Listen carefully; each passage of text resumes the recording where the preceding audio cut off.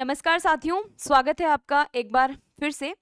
देखिए, आप सभी लोग बहुत टेंस हो रहे होंगे, बहुत आपको टेंशन हो रही होगी कि जिन भी स्टूडेंट्स को अभी तक कॉलेज अलॉट नहीं हुआ है, जेट की काउंसलिंग के अंतर्गत आपको पता है कि 15 और 16 तारीख को जिन भी स्टूडेंट्स को कॉलेज अलॉट हो चुका था, जिन्होंने एक्सेप्ट की थी, उनका रजिस्ट्रेशन जो है वो अपनी कॉलेजेस के अंदर हो चुका है। पर किसी कारणवश कुछ बच्चों ने कुछ कॉलेजेस छोड़ दी हैं। उनकी जो सीट वैकेंट रही हैं, उसके लिए वैकेंट सीट की जो पूरी लिस्ट है वो आ चुकी है। आज के इस पूरे लेक्चर के अंदर हम डिस्कशन करेंगे कि कौन सी पर्टिकुलर कॉलेज में कितनी नंबर ऑफ सीट्स जो हैं वो आपकी वैकेंट रही हैं। तो ध्यान रखिए कि जो भी सीट्स वैकेंट हुई हैं उन पर आप स्पोर्ट काउंसलिंग के लिए अप्लाई कर सकते हैं। अब पहली बात तो ये है कि स्पोर्ट काउंसलिंग होती क्या है और आप इसके लिए कैसे अप्लाई कर सकते हैं। देखो, स्पोर्ट काउंसलिंग की जो प्रोसीजर होती है वो बेसिकली सेम प्रोसीजर होती है जैसे कि आपकी मेन काउंसलिंग हुई थी। बस डिफरेंस ये होगा कि अगर कोई स्टूडेंट डायरेक्टली स्पोर्ट काउंसलिंग के अंदर एनरोल हो रहा है तो उसको 5,000 रुपए की फीस भरवानी पड़ेगी, और अगर किसी स्टूडेंट ने पहले मेन काउंसलिंग करवाते समय 5,000 रुपए की जो भी आपकी काउंसलिंग की फीस थी वो अगर आपने करवा ली है, वो आपने फीस पे कर दी थी, तो अब आपको कोई भी चार्जेस नहीं देने हैं। आप सिंप्लीफाई अपनी स्पोर्ट काउंसलिंग जो है उसको करवा सकते हैं। तो जो स्पोर्ट काउंसलिंग है उसके अंतर्गत क्या होगा, आपके सामने आप जैसे ही अपनी आईडी से लॉगिन करेंगे, आपके सामने लिस्ट खुल जाएगी कि कौन सी पर्टिकुलर कॉलेज के अंदर कौन से विषय में, जैसे एग्रीकल्चर, हॉर्टिकल्चर या फिर फॉरेस्ट्री के अंदर कितनी नंबर ऑफ सीट्स जो है वो खाली रह गई हैं। तो आप उनके लिए अपनी चॉइस के अकॉर्डिंग, जैसे कि आपने मेन काउंसलिंग में किया था, सबसे पहली चॉइस आपने ऊपर रखी थी एंड देन फर्दर आपने अपनी सारी चॉइसेस को फिल किया था, उसी सेम तरीके से आपको स्पोर्ट काउंसलिंग के अंदर अपना फॉर्म फिल करना है।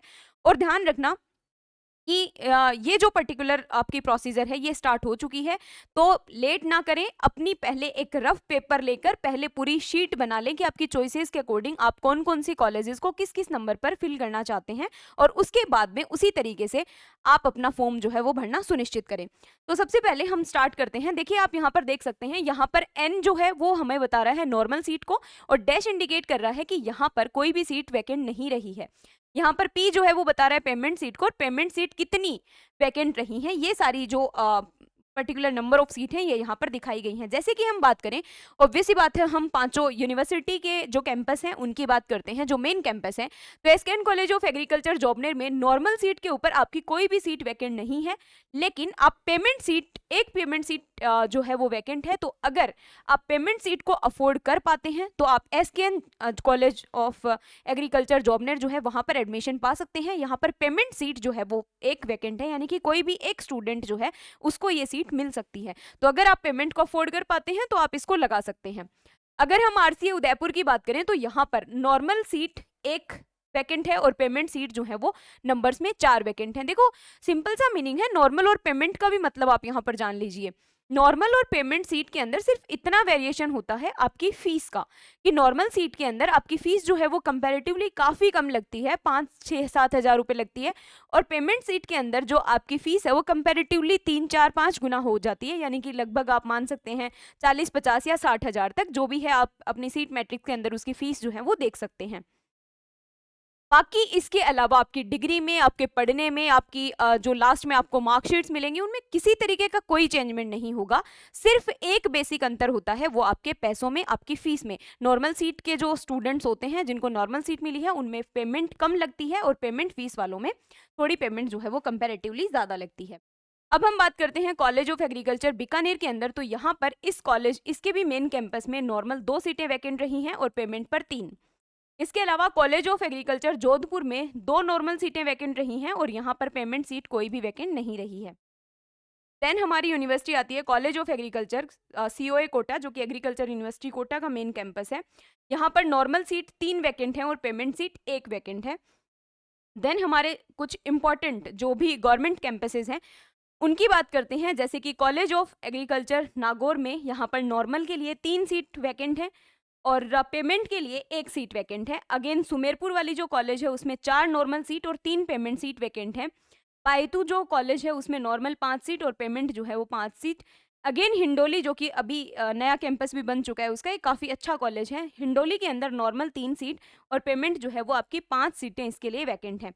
इसके अलावा पूरी लिस्ट यहाँ पर आपको देखने को मिल जाएगी। बहुत आराम से तरीके से आपको डिसाइड करना है कि आप अपने लोकेशन स्पेसिफिक के अकॉर्डिंग आप कौन सी कॉलेज को लेना चाहते हैं, आप किस तरीके से फिल करना चाहते हैं। और जिन भी अच्छे स्टूडेंट्स को कॉलेज नहीं मिल पाया था, उनके लिए एक बहुत बड़ी अपॉर्चुनिटी निकल कर ये सामने आती है कि आपको मेन कैंपस और अच्छे गवर्नमेंट कॉलेजेस में जेट के थ्रू बीएससी ऑनर्स एग्रीकल्चर करने का मौका मिल रहा है।